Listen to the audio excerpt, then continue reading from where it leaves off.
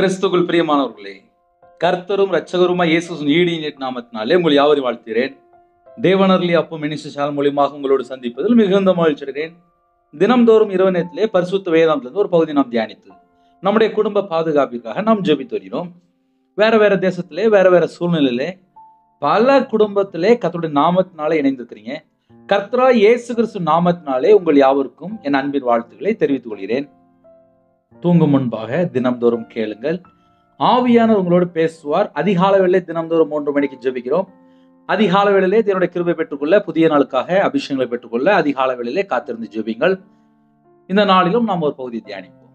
எபிரேயர் 3ஆம் அதிகாரம் 12ஆம் வசனத்திலே, சகோதரரே, ஜீவனுள்ள தேவனை விட்டு விலகுவதற்கேதுவான அவிசுவாசம் உள்ள பொல்லாத இருதயம் உங்களில் ஒருவனுக்குள்ளும் இராதபடிக்கு நீங்கள் எச்சரிக்கையாயிருங்கள்.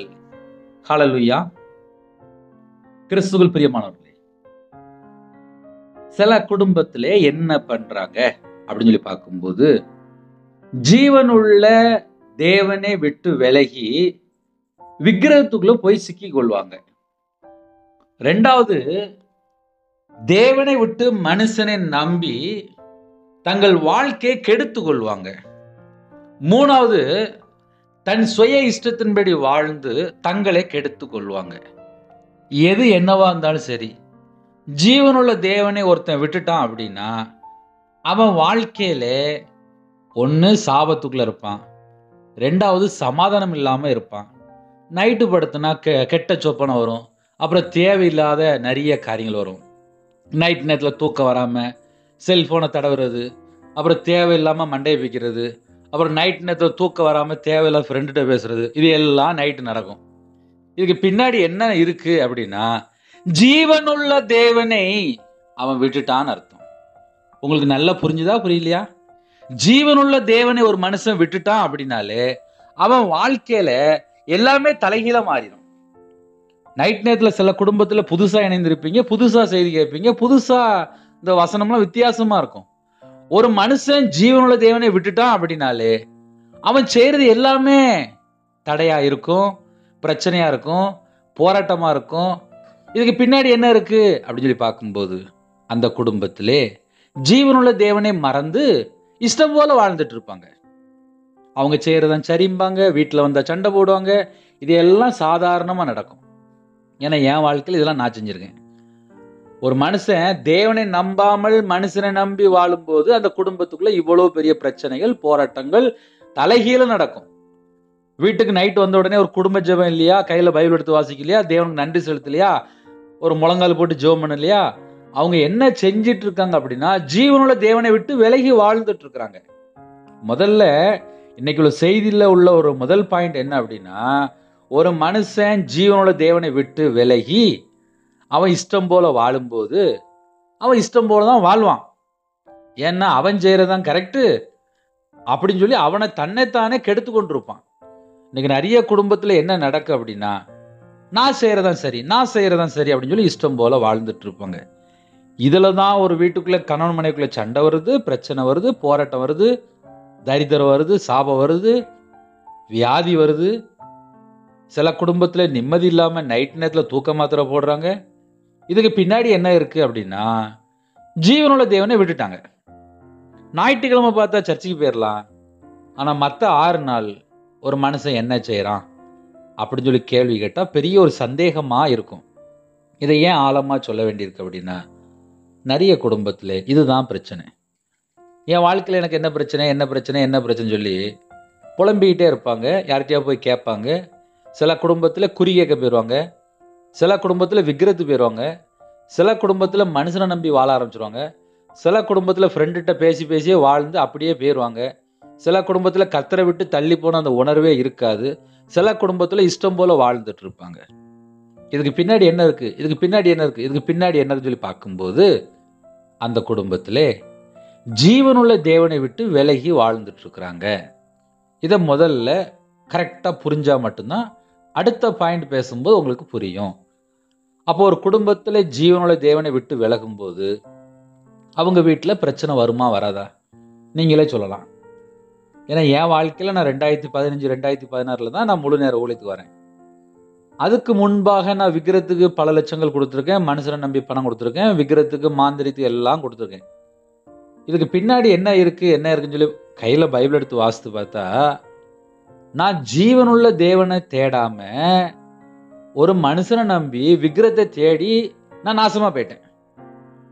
அதுக்கப்புறம் சர்ச்சில் போய் ஜெபம் பண்ணி ஜீவனுள்ள தேவனை அறிந்து கொண்ட பின்பாக தான் நான் கையில பைபிள் எடுத்து வாசிக்க ஆரம்பிக்கேன்.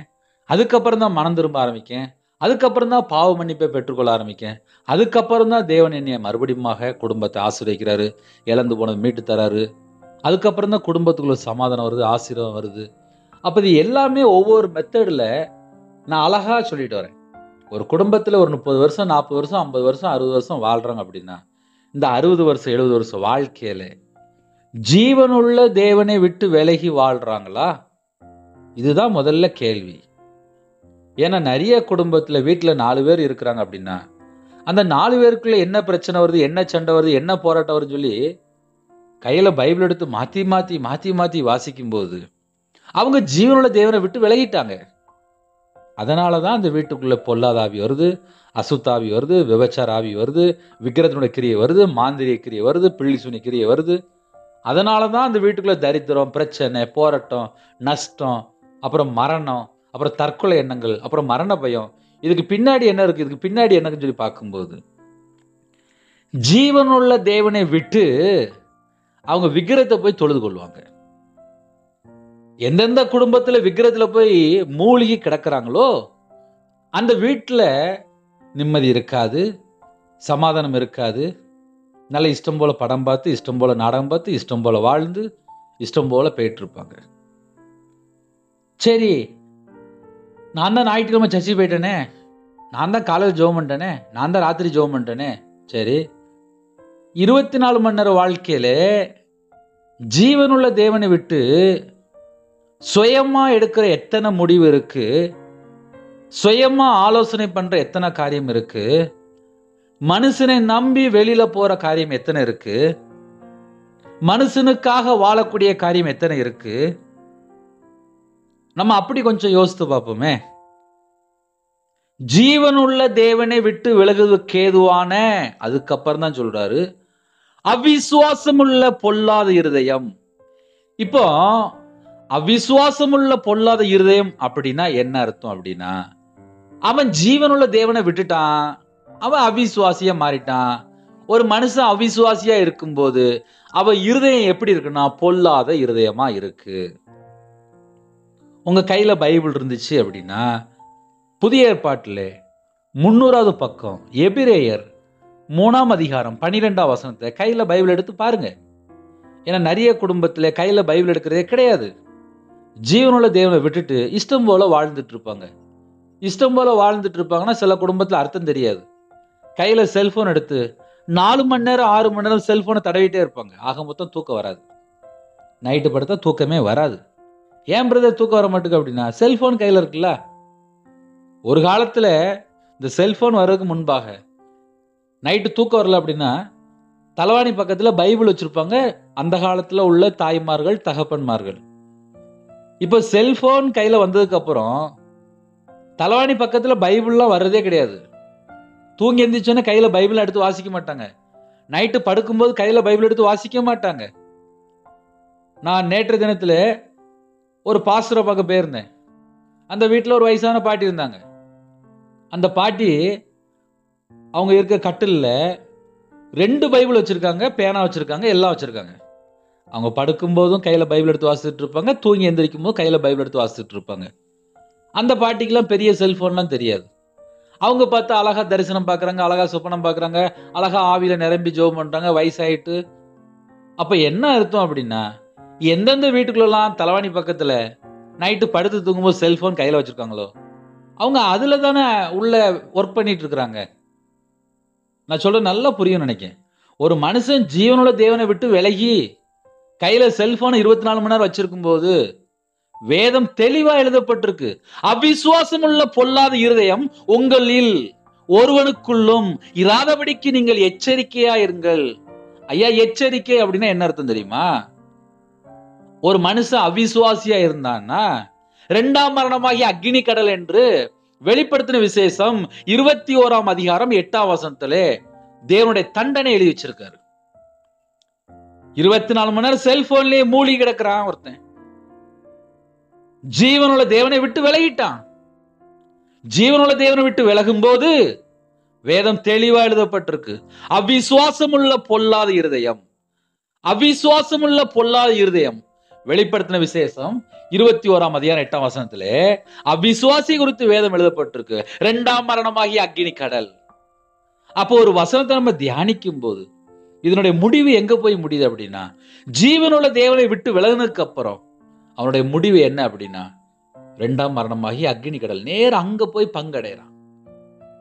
அப்ப கர்த்தருக்குள் பிரியமான ஜனமே, கர்த்தரா இயேசு கிறிஸ்து ராஜாவை சுவிசேஷமா ஏற்றுக்கொண்ட பின்பாக துணிகரமாக துன்மார்க்கமாக ஜீவனுள்ள தேவனை விட்டு விலகி வாழும் போது தேவனுடைய நியாய தீர்ப்பு எப்படின்னு சொல்லி பார்க்கும்போது 2ஆம் மரணமாகிய அக்னி கடல் என்று எழுதப்பட்டிருக்கு. நிறைய குடும்பத்தில் இந்த செய்தி கேட்கும்போது, ஒரு எச்சரிப்பா கேட்கும்போது நீங்க ஆமேன் கூட போட முடியாது, ஒரு லைக் கூட பண்ண முடியாது. எச்சரிப்பின் செய்தியை போய் யாராவது லைக் பண்ணுவாங்களா? யாராவது ஆமேன் போட முடியுமா? செய்தி வேணா நீங்க கேட்டுக்கலாம். ஜீவனுள்ள தேவனை விட்டு விலகியாச்சு அப்படின்னா இவ்வளவு ஆபத்து இருக்கு. சரி, இப்ப அடுத்தவள போவோமே. வீட்டுல வாலிப பையன் இருக்கான், அவன் எப்ப பார்த்தாலுமே செல்போன்ல தான் மூழ்கி கிடக்குறான், கேம்ல தான் மூழ்கி கிடக்குறான், அவன் இஷ்டம் போலதான் வாழ்றான், அவன் கர்த்தரை விட்டு விலகிதான் வாழ்றான். சில குடும்பத்துல தண்ணி அடிக்க போயிருதான், சில குடும்பத்துல போதை காரியத்துல அடிமையா இருக்காங்க, சில குடும்பத்துல ஊசி போடுறாங்களாம், அது ஒரு போதை ஊசி அப்படின்னா எனக்கு தெரியாது. சில குடும்பத்துல கஞ்சா பழக்கத்துல இருக்காங்க, சில குடும்பத்துல விக்கிரத்துல போய் அங்க ஏதோ பண்ணிட்டு கிடக்குறாங்க, சில குடும்பத்துல கர்த்தரை விட்டு தள்ளி போய் வாழ்ந்து ரொம்ப வருஷமா அப்படியே பின்வாங்கி போயாச்சு. இந்த வீட்டுல என்ன ஆவி வரும்? வேதம் தெளிவா எழுதப்பட்டிருக்கு, அவிசுவாசம் உள்ள பொல்லாத இருதயம்.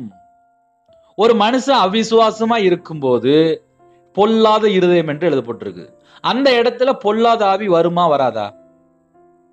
இருதயத்துக்குள்ள பொல்லாத ஆவி வருமா வராதா? நம்ம நார்மலா யோசித்து பார்ப்போமே. ஜீவனுள்ள தேவனை விட்டு விலகும் போது ஒரு பொல்லாத ஆவி வருமா வராதா? எத்தனை குடும்பத்திலே ஜீவனுள்ள தேவனை விட்டு விலகி இஷ்டம் போல வாழ்ந்துட்டு இருக்காங்க. அந்த வீட்டுக்குள்ள போனாலே சமாதானம் இருக்காது. அந்த வீட்டுல போனாலே அது எப்படி இருக்கும்? அந்த வீடு இருள் அடைஞ்சு போயிருக்கும், கையில 10 ரூபா கூட இருக்காது, சாபத்துல இருப்பாங்க, கணவன் மனைக்குள்ள ஒரு ஐக்கியம் இருக்காது, சண்டை போட்டுட்டு இருப்பாங்க. இதுக்கு பின்னாடி என்ன ஆவி இருக்கு அப்படின்னு சொல்லி பார்க்கும்போது ஜீவனுள்ள தேவனை விட்டு விலகினா மட்டும்தான் அந்த பொல்லாத ஆவி வரும். அந்த பொல்லாத ஆவி வரும்போது நேர பைபிள்ல தண்டனை எழுதி வச்சிட்டாரு. அவிசுவாசமா இருக்கிறல்லப்பா, உனக்கு 2ஆம் மரணமாய் அக்னி கடல் அங்க வெயிட்டிங்ல இருக்கு. நீ மனம் திரும்பினா நீ ரட்சிக்கப்படுவ. நீ மனம் திரும்பினா கர்த்தர் குடும்பத்தை ஆசீர்வதிப்பார். மனம் திரும்பி பாவ மன்னிப்பு அறிக்கை பண்ணா பாவ மன்னிப்பை பெற்றுக்கொள்ள முடியும். நம்ம மக்கள் எவ்வளவுதான் செய்தி கேட்டாலும் மனம் திரும்ப மாட்டாங்களே, பாவத்தை அறிக்கை பண்ண மாட்டாங்களே. இப்ப நிறைய குடும்பத்துல என்ன நடக்கு அப்படின்னா, ஜீவனுள்ள தேவன் தெரியும், இயேசுதான் உலக ரட்சகரும் தெரியும், ஆனா துணிகரமா விக்கிரத்துக்குள்ள போறாங்கல்ல.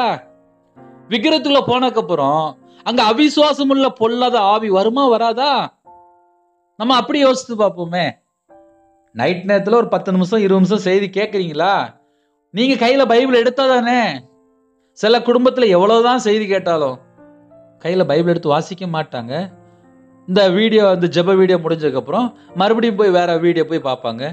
அதுக்கப்புறம் அதுல தேவையில்லாத காரியத்தை பார்ப்பாங்க. ஜீவனுள்ள தேவனை விட்டு விலகும் போது அந்த குடும்பத்துக்குள்ள ஆபத்து ஆட்டோமேட்டிக்கா வந்துடும். சில குடும்பத்துல நினைப்பாங்க, பிரதர் நான் 1 மாசமா கேட்கிறேன், நான் 2 மாசமா கேட்கிறேன், நான் 6 மாசமா கேட்கிறேன், என் வீட்டுக்குள்ள ஏன் இன்னும் அற்புதமே நடக்க மாட்டுக்கு, அதிசயமே நடக்க மாட்டுக்கு, எனக்கு ஏன் இந்த பிரச்சனை அந்த பிரச்சனை சொல்லி ஒரு பெரிய பட்டியல் போடுவாங்க. ஏன் வீட்டுக்குள்ள ஏன், ஏன் வீட்டுக்குள்ள ஏன்? நான் உடனே ஒரு கேள்வி கேட்பேன், கையில பைபிள் எடுத்து வாசித்தீங்களா? முழங்கால் போட்டு ஜெபம் பண்ணீங்களா? உங்க வீட்டுல குடும்ப ஜெபம் இருக்கா? ஞாயிற்றுக்கிழமை சர்ச்சைக்கு போறீங்களா? உங்களுக்கும் தேவனுக்கும் எவ்வளவு தொடர்பு இருக்கு? ஜீவனுள்ள தேவனை விட்டு விலகுறீங்களா? ஜீவனுள்ள தேவனுக்குள்ள நிலைத்து இருக்கிறீங்களா? நிறைய குடும்பத்துல கையில பைபிள் எடுத்து வாசிக்கிறே கிடையாது, துணிகரமா வாழ்ந்துட்டு இருக்காங்க, துர்மார்க்கமா வாழ்ந்துட்டு இருக்காங்க. அந்த இடத்துக்குள்ள தேவனுடைய நியாய தீர்ப்பு வருமா வராதா? நல்லா யோசித்து பார்ப்போமே. அதனால இரவு நேரத்தில் எச்சரிப்பா தான் வருது. நான் என்ன செய்ய? ஏன்னா நிறைய குடும்பத்தில் துணிகரமாக வாழ்ந்துட்டு இருக்காங்க. கர்த்தருடைய வார்த்தையை விட்டு விலகினாலே துரோகின்னு எழுதப்பட்டிருக்கு. கர்த்தருடைய வார்த்தையை காத்துக்கொள்ளனா துரோகின்னு சொல்லி எழுதப்பட்டிருக்கு. கர்த்தருடைய வார்த்தைக்கு கீழ்ப்படிலாம் துன்மார்க்குன்னு சொல்லி எழுதப்பட்டிருக்கு. எல்லாம் பைபிள்ல சட்டம் மாதிரி எழுதி வச்சாரு. கட்டளைக்கு கீழ்ப்படிலன்னா அவ்வளோதான், முடிஞ்சு போச்சு. கையில் பைபிள் எடுத்து வாசிக்கிறதும் கிடையாது. கேட்டால் 30 வருஷமா நான் சர்ச்சைக்கு போகிறேன், 40 வருஷமா சர்ச்சைக்கு போகிறேன், ஒரு தடவை கூட முழுசாக பைபிள் வாசித்து முடிக்கல. என்ன செய்யன்னு தெரியல. நிறைய குடும்பத்தில் கையில் பைபிள் எடுத்து வாசிக்கிறது துணிகரம். அப்புறம் என் வாழ்க்கையில் எனக்கு எல்லாமே எனக்கு தடையாக இருக்குது, என்ன பிரச்சனை? அப்புறம் பாஸ்டர்கிட்ட போய் நிற்பாங்க. 24 மணி நேரம் வாழ்க்கையில் நான் கையில் பைபிள் எடுத்து வாசித்தா தான் என்னையும் ஆசீர்வதிப்பார். நீங்கள் கையில் பைபிள் எடுத்து வாசித்தா தான் உங்களை ஆசீர்வதிப்பார். உங்கள் குடும்பத்தை தேவனை ஆசீர்வதிக்கணும் அப்படின்னா நீங்கள் தேவனுக்குள்ளே எவ்வளோ தூரம் இருக்கிறீங்க? செல்ஃபோனை ஆஃப் பண்ணாமல் அழகாக உட்காந்து கேட்குறாங்க. செல்ஃபோனை 24 மணி நேரம் நல்லா ஆப்ரேட் பண்ணுறாங்க. வாட்ஸ்அப் வந்தால் பார்த்துருந்தாங்க, ஃபேஸ்புக்கில் போய் பார்க்குறாங்க, யூடியூப்பில் போய் பார்க்குறாங்க, ஏகப்பட்ட வெப்சைட் இருக்கிறாங்க. எதுலெல்லாம் போய் உள்ளே போய் லாக்கில் இருக்காங்கன்னு சொல்லி தெரியல. ஒரு நாளைக்கு 6 மணி நேரம் செல்ஃபோனில் மூழ்கி போய் கிடக்குறாங்க. வாலிப பிள்ளைகள் வாலிப பையங்க செல்ஃபோனில் மூழ்கி போய் கிடக்குறாங்க. அம்மா அப்பா சொன்னால் கேட்கறது இல்லை, புருஷன் சொன்னால் கேட்கறது இல்லை, இஷ்டம் போல வாழ்கிறாங்க. இதுக்கு பின்னாடி என்ன பிரச்சனை அப்படின்னு சொல்லி பார்க்கும்போது ஜீவனுள்ள தேவனை விட்டு விலகி அவங்க துன்மார்க்கமாக வாழ்ந்துட்டு இருக்கிறாங்க. ஜீவனுள்ள தேவனை விட்டு விலகி துன்மார்க்கமா வாழும்போது அந்த இடத்துல பொல்லாத ஆவி வருமா வராதா? அவிசுவாசத்தை கொண்டு வருமா கொண்டு வராதா? ஜீவனுள்ள தேவனை விட்டு விலகுவதற்கு ஏதுவான அவிசுவாசம் உள்ள பொல்லாத இருதயம் உங்களில் ஒருவனுக்குள்ளும் இராதபடிக்கு நீங்கள் எச்சரிக்கையாயிருங்கள். இப்ப நான் சொல்ற வார்த்தை குறித்து நீங்க ஒருவேளை ஒரு கலக்கம் வரலாம், ஒரு குழப்பம் வரலாம். ஆனா வசனத்துல கடைசியில என்ன போட்டிருக்கு? எச்சரிக்கையாயிருங்கள். எச்சரிக்கைன்னா என்ன? ஒரு ரெட் சிக்னல் சொல்லலாம். கரண்ட் இருக்கு, இதுல போய் கை வச்சா செத்து போயிருவேன் அப்படிம்பாங்க. அப்ப அதே போல எச்சரிக்கை அப்படின்னா ஜீவனுள்ள தேவனை விட்டு விலகக்கூடாதுன்னு சொல்லி அர்த்தம். ஆனா நம்ம மக்கள் என்ன செய்வாங்க? எவ்வளவுதான் ஜெபம் பண்ணாலும், எவ்வளவுதான் வசனம் கேட்டாலும், எவ்வளவுதான் சர்ச்சைக்கு போனாலும் என்ன பண்ணுவாங்க? தேவனை விட்டு விலகிடுவாங்க. தேவனை விட்டு விலகிட்டு ஏன் வாழ்க்கையில எனக்கு பிரச்சனை, ஏன் வாழ்க்கையில எனக்கு ஏன் அந்த பிரச்சனை வந்துச்சு அப்படின்னு சொல்லி உட்கார்ந்து புலம்பிட்டு இருப்பாங்க. அதுல ஒரு 2-3 எக்ஸாம்பிள் வேணா சொல்றேன். ஒரு வாலிப பிள்ளையா இருக்கலாம், வாலிப பையனா இருக்கலாம். வாலிப வயசுல ஒன்று சிறுசிற நினை என்று வேதம் சொல்லிடுறது. ஆனா வாலிப வயசுல என்ன பண்ணுவாங்க? ஒரு ஃப்ரெண்டை நம்பி அதுக்கப்புறம் தங்களுக்கு இஷ்டமான அதுக்கப்புறம் அடுத்தடுத்த காரியம் ஆக மொத்த கர்த்தரை விட்டு தள்ளி போய் துன்மார்க்கமா போய் ஜீவனோட தேவனை மறந்து அதுக்கப்புறம் இஷ்டம் போல அந்நிய நோகத்தில் போய் பிணைக்கப்பட்டு அதுக்கப்புறம் தங்களுடைய வாழ்க்கையை கெடுத்து அதுக்கப்புறம் ஆபத்துல போய் சிக்கி கொள்றாங்க. அப்ப என்ன அர்த்தம் அப்படின்னா, ஜீவனுள்ள தேவனை ஒருத்தன் மறந்தான் அப்படின்னாலே அந்த இடத்துல பொல்லாத இருதயம் வந்துடும், பொல்லாத ஆவி வந்துடும், அசுத்த ஆவியில் வந்துடும், அவிசுவாசத்தை கொண்டு வருத பொல்லாத ஆவியில் வந்துடும். அதுல ஒரு முக்கியமான வேடம் என்னன்னா, அவிசுவாசத்தை கொண்டு வருகிற பொல்லாத ஆவிகள். அவிசுவாசத்தை கொண்டு வருகிற பொல்லாத ஆவி வந்ததுக்கு அப்புறம் அவங்க ஜீவனோட தேவனை விட்டு விலகி வாழ்ந்துட்டு இருப்பாங்க. அது அவங்களுக்கே தெரியாது. இன்னைக்கு நிறைய குடும்பத்துல என்ன நடக்கும் அப்படின்னா, சர்ச்சுக்கு போயிருந்தாங்க, காணிக்க போட்டுருந்தாங்க, சர்ச்சில் போய் 1 மணி நேரம் 2 மணி நேரம் உட்கார்ந்துருந்தாங்க. ஆனா அவங்களுடைய ஆவிக்குரிய வாழ்க்கையில கையில பைபிள் எடுத்து வாசித்தாங்களா? 24 மணி நேரம் வாழ்க்கையில தேவனோட தொடர்பு இருக்கான்னு சொல்லி பார்க்கும்போது நிறைய குடும்பத்துல செல்போனோட தொடர்பு இருக்கு. செல்போன்ல நெட் இல்லைன்னா இவங்களுக்கு ஜீவனே போயிருது. செல்போன்ல பேட்டரி இல்லைன்னா இவங்களுக்கு மனசே கேட்க மாட்டேங்குது. வீட்டுல கரண்ட் இல்லைன்னா மனசே கேட்க மாட்டேங்குது. ஆனா கையில பைபிள் எடுத்து வாசின்னு சொல்லி அக்கறையே இல்லை. நிறைய குடும்பத்துல இஷ்டம் போல வாழ்ந்துட்டு இருக்காங்க. ஜீவனுள்ள தேவனை விட்டு விலகுவதற்கு ஏதுவான அந்த வேட கவனிக்கணும். ஜீவனுள்ள தேவனை விட்டு விலகுவதற்கு ஏதுவான, அப்ப விலகுறதுக்கு ஏதுவான அநேக காரியங்கள் உலகத்துக்குள்ள இருக்கு. ஒரு குடும்பத்துல எதை முதல்ல அறிந்து கொள்ளணும் அப்படின்னா, ஜீவனுள்ள தேவனை விட்டு விலகுவதற்கு ஏதுவான உலகத்திலே அநேக காரியங்கள் இருக்கு. அதுல ஒண்ணுதான் அவிசுவாசம், அதுல ஒண்ணுதான் பொல்லாத இருதயம். உங்களில் ஒருவனுக்குள்ளும் இராதபடிக்கு நீங்கள் எச்சரிக்கையாயிருங்கள். இப்ப இந்த வசனம் எல்லாம் கேட்டா நீங்க ஆமேன்னு போட முடியுமா? ஒரு வாக்குத்தத்தம் பேசினா ஆமேன்னு சொல்லி போட முடியும். ஆசீர்வாதத்தை பேசுனா நீங்க ஆமேன்னு சொல்லுவீங்க. ஆமா, உங்க மூலியமா எங்களை தேவன் கர்த்தர் பேசிட்டார் அப்படிம்பீங்க. இது எச்சரிப்பா எல்லாம் இருக்கு. இதுல எப்படி நம்ம ஆமேன்னு போட முடியும்? வசனத்தை கேட்டு நம்ம என்ன யோசிக்கலாம் அப்படின்னா, நான் ஜீவனோட தேவனை விட்டு விலகி வாழ்றேனா, நான் அவிசுவாசத்தோடு வாழ்றேனா, இல்ல எனக்குள்ள ஒரு பொல்லாத இதயம் இருக்கா, நான் கர்த்தரை விட்டு விலகி வாழ்றேனா, நான் துன்மார்க்கனா வாழ்றேனா, இப்படிதான் நம்ம யோசித்து பார்க்க முடியுமே தவிர, இதான் நம்ம நைட்டு உட்காந்து யோசித்து பார்க்கலாம். இந்த செய்தி நிறைய குடும்பத்துல பிரயோஜனமா இருக்கும். ஆனா எச்சரிப்பா தான் இருக்கும். அதுல எந்த சந்தேகமும் கிடையாது. உங்களுக்கு பிடிச்சிருந்தா நீங்க லைக் பண்ணுங்க, ஷேர் பண்ணுங்க, பிரைஸ்லான்னு போடுங்க, ஆமேன் போடுங்க.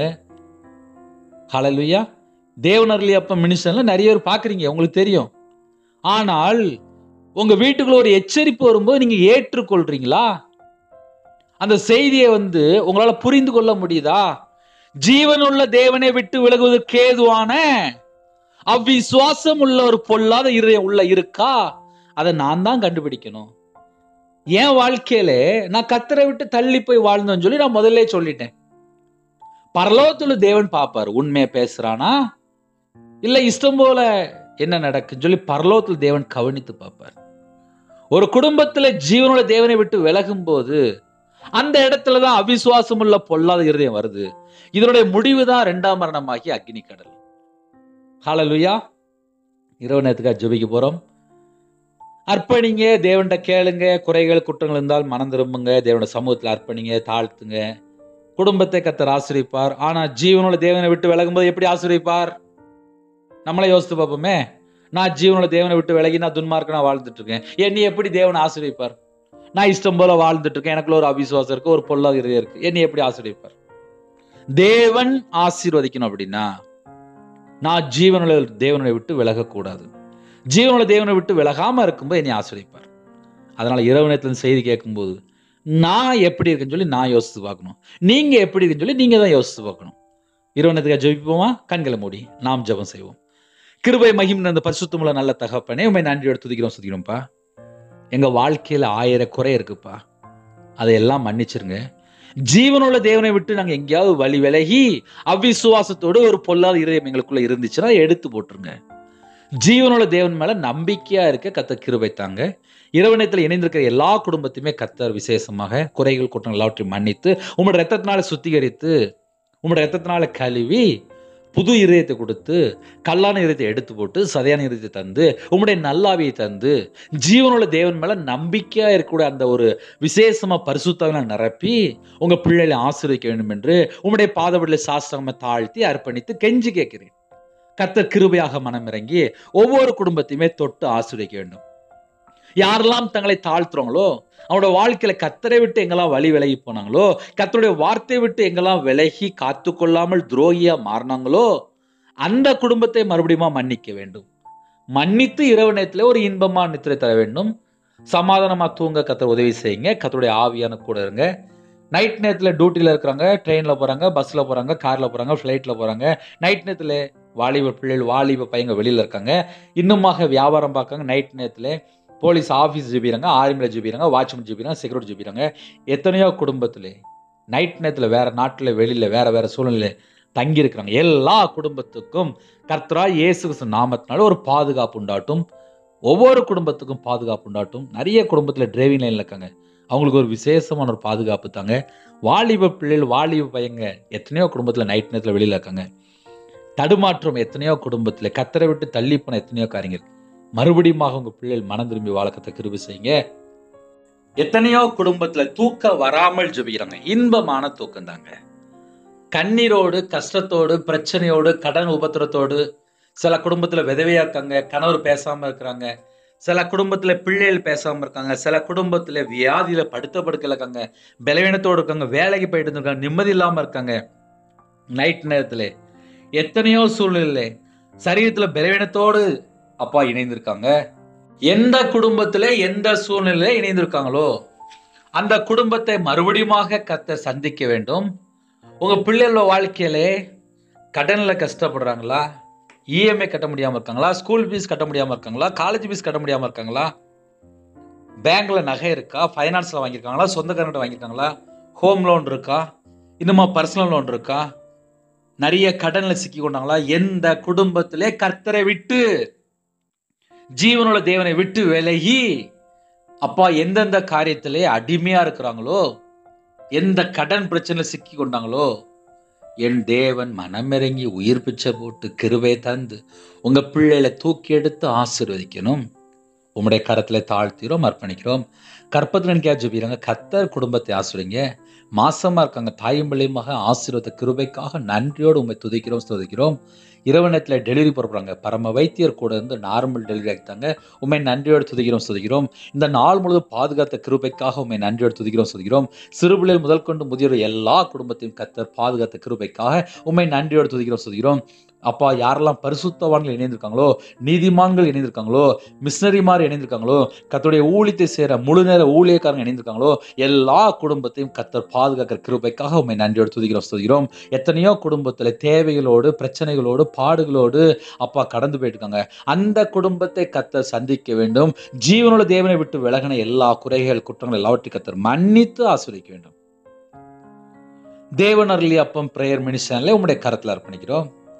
கர்த்தர் தான்ப்பா உங்க பிள்ளைகளை வழி நடத்துறீங்க. அப்பா, எல்லா குடும்பத்தையுமே உம்முடைய பாதத்தில் அர்ப்பணிக்கிறோம். யாரெல்லாம் சப்ஸ்கிரைப் பண்ணி இரவும் போலமா ஜெபிக்கிறாங்களோ, பொருத்தனை பண்ணி ஜெபிக்கிறாங்களோ, எல்லா குடும்பத்தையும் கர்த்தர் உடனே சந்திக்கணும். அவங்களுடைய மன விருப்பத்தை நிறைவேற்றுங்க. அதிகாலையில் உம்முடைய சமூகத்தில் கண்வழிக்க கதை கிருபை செய்யுங்க. காத்திருந்து ஜெபிக்க கிருபை செய்யுங்க. வரக்கூடிய காரியத்தை வெளிப்படுத்துங்க. தேவையில்லா எண்ணங்கள், தேவையில்லா சொப்பனங்கள் எல்லாவற்றையும் விலக்கி ஆசுறீங்க. வரக்கூடிய காரியத்தை விசேஷமாக உங்கள் பிள்ளைகளுக்கு திட்டமாக வெளிப்படுத்தி ஆசுறீங்க.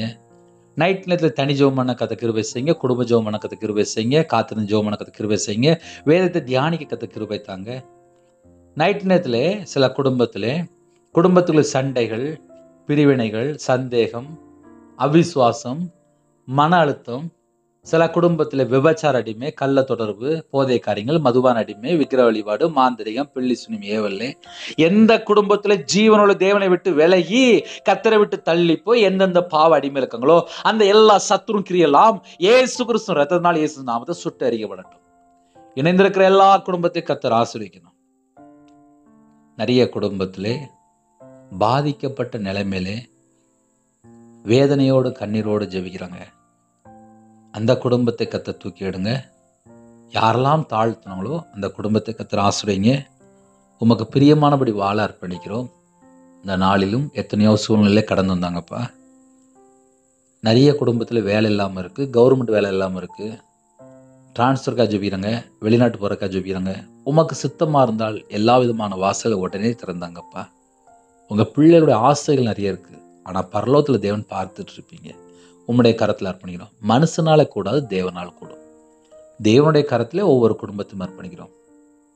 நிறைய குடும்பத்திலே மனுஷனை நம்பி ஏமாந்து போயிட்டாங்க, கையெழுத்து போட்டிருக்காங்க. சில குடும்பத்தில் மனுஷனை நம்பி பணம் கொடுத்துருக்காங்க, நகை கொடுத்துருக்காங்க. சில குடும்பத்தில் ஃப்ரெண்டை நம்பி தேவையில்லாத காரியத்தில் போய் சிக்கி கொண்டாங்க. தேவையில்லாத பழக்க வழக்கங்கள், தேவையில்லாத ஆட்களோடு பேசி பல சிக்கல்ல அந்த குடும்பத்தை கர்த்தர் மீட்டெடுங்க. உம்முடைய கரத்தில் தாழ்த்திரோம், அர்ப்பணிக்கிறோம். எல்லா கரத்தில் கற்றுக்கூடாங்க. நைட் நேரத்தில் எத்தனையோ குடும்பத்தில் ஹாஸ்பிட்டலில், அவசர சிகிச்சையில், ஐசியூவில், மார்பிள் பிளட் கேன்சர். அப்பா, சில குடும்பத்தில் சரீரத்தில் பல இடத்துல கேன்சர். எத்தனையோ குடும்பத்தில் மார்பிளை கட்டியிருந்தாங்க. தலையில் பிரச்சனை, கால் ஆப்ரேஷன், ஐசியூவில் இருக்காங்க, இன்பேட்டில் இருக்காங்க. கிட்னி பிரச்சனை, ஸ்ட்ரோக்கில் பாதிக்கப்படும், சுகர் அதிகமாக இருக்குது, ப்ரெஷர் அதிகமாக இருக்குது, மன அழுத்தம். எத்தனையோ குடும்பத்தில் போராடி ஜெபிக்கிறாங்க. எல்லா குடும்பத்தையும் கர்த்தர் சந்திங்கப்பா. கர்த்தரை விட்டு தள்ளி போன பாவத்தை மன்னித்து குணமாக்கி ஆசிரியங்கப்பா. ஜெபிக்கிற குடும்பம் பரிபூர்ணமாக ஆசிரியப்படட்டும். வயசான தாய் தகப்பன்மார் ஜெபிக்கிறாங்க. வயசான காலத்திலே சமாதானத்தை கட்டிடுங்க, பலவீனத்தை நீக்கி போடுங்க. பரிபூர்ணமாக ஜீவன் தாங்க, தீர்க்காயுசாங்க. எங்கள் ஆவியை உங்களுடைய கரத்தில் அர்ப்பணிக்கிறோம். கர்த்தருடைய வருகையில் நாங்கள் காணப்பட வேண்டும். ஆட்டுக்குட்டியாட்டு ஜீவ புஸ்தகத்தில் நாங்கள் எங்கள் பேர் எழுதப்பட்டிருக்கணும்ப்பா. ஆட்டுக்குட்டியான ஒரு ஜீவ புஸ்தகத்தில் எங்கள் பேர் எழுதப்பட்டால் மட்டும்தான்ப்பா நாங்கள் நித்திய ஜீவனுக்குள்ள வர முடியும். எங்கள் வாழ்க்கையில் இந்த கிருபை தாங்கப்பா. நற்கிரியை செய்ய, நன்மை செய்ய, தான தர்மம் பண்ண கிருபை தாங்கப்பா. சுவிசேஷ அறிவிக்க கிருபை தாங்கப்பா. பிதாவின் சுத்தம் செய்ய, பரிசுத்தமாக வாழ, தீமையான கருத்தை வெறுத்து நன்மை செய்ய, எப்பொழுதும் சந்தோஷமாக இருக்க, எல்லாவற்றுக்காக ஸ்தோத்திரம் செலுத்த, இடைவிடாமல் ஜெபிக்க எங்களுக்கு கர்த்தர் கிருபை தரணும்ப்பா. கிருபை தந்தால் மட்டும்தான்ப்பா பைபிளில் வசனம் எழுதின பிரகாரமாக வாழ முடியும். எங்களுக்கு கிருபை தாங்கப்பா. ஜெபிக்கிற குடும்பத்தை கத்தப்படுத்துங்க. சமாதானத்தின் தேவன் கூட இருங்க. உங்கள் பிள்ளைகளோட கத்தர் கூட ஆசிரியங்க. சில குடும்பத்தில் வியாபாரத்தில் இருக்காங்க, கம்பெனி வச்சுருக்காங்க, வேலை பார்க்குறாங்க. அவங்களுடைய தேவைகள், குடும்ப சூழ்நிலைகள், நிறைய குடும்பத்தில் வீடு கட்டணும்னு சொல்லி ஆசைப்படுறாங்க, சொந்தமாக வண்டி வாங்கன்னு சொல்லி ஆசைப்படுறாங்க. பல போராட்டத்தின் மத்தியில் ஜெபிக்கிறாங்க. கடன் இல்லாமல் எந்த ஒரு காரியத்தை செய்ய கிருபை செய்யுங்க. கத்தர் பொறுப்படுத்துங்க. துதிக்கான மகிமை எல்லாம் ஒருவருக்கே செலுத்திடுவோம். இயேசு கிறிஸ்துவின் பிதாவே, ஆமென். தேவனுக்கே மகிமுண்டதாக. கத்தர் தாமே உங்களை உங்கள் குடும்பத்தின் சகல காரியத்திலும் சம்பூர்ண திருப்தியாக கத்தர் கொடுத்து ஆசீர்வதிப்பாராக. ஆமென். கர்த்தராகிய இயேசுவின் கிருபையும் பிதாவாகிய தேவனுடைய அன்பும் பரிசுத்தருடைய ஐக்கியமும் எப்பொழுதும் சதா காலங்களிலும் நம்ம அன்போடு கொண்டிருப்பதாக. ஆமென். கிறிஸ்துவில் பிரியமானவர்களே, 9363064181 நம்பர் தொடர்ந்தால் நாங்கள் உங்களுக்காக குடும்பத்துக்காக ஜெபிப்போம். நீங்களும் உங்களை ஊழியருக்காக தொடர்ந்து ஜெபிங்கள். கர்த்தர் உங்களையும் உங்கள் குடும்பத்தின் சகல காரியத்திலும் சம்பூர்ண திருப்தியாக கர்த்தர் கொடுத்து ஆசீர்வதிப்பாராக. ஆமென். கர்த்தராகிய இயேசு கிறிஸ்துவின் கிருபையும் பிதாவாகிய தேவனுடைய அன்பும் பரிசுத்தருடைய ஐக்கியமும் எப்பொழுதும் சதா காலங்களிலும் நம்ம அன்போடு கொண்டிருப்பதாக. ஆமென். God bless you.